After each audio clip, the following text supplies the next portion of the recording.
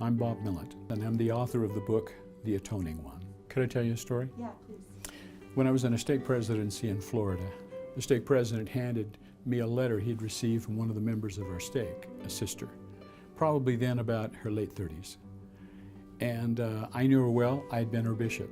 And the letter went like this: Dear President Chapel, I want to do all the Lord has asked me to do. I want to keep the commandments as best I can.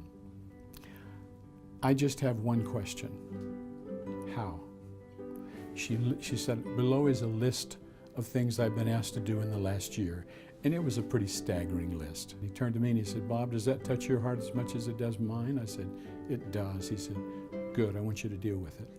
And so he assigned me to meet with her. And we chatted about this. I said, you are feeling like you can't do it all. That's right. I said, what if I told you I can't either? She said, what do you mean? I said, I can't do it all either. She said, you admit that? I said, I do. And we talked for the next 45 minutes to an hour about the fact that the Lord is more concerned with our effort. I think God is much more concerned, Christ is much more concerned, are we headed in the right direction? Much more concerned about that than our immediate geography. If you remember the church and you're feeling just burned out emotionally, spiritually, then I think one of the things that has proven helpful for me, and I've tried to recommend it to others, is go to the Lord in prayer and ask Him this interesting question. Please tell me when my efforts are acceptable.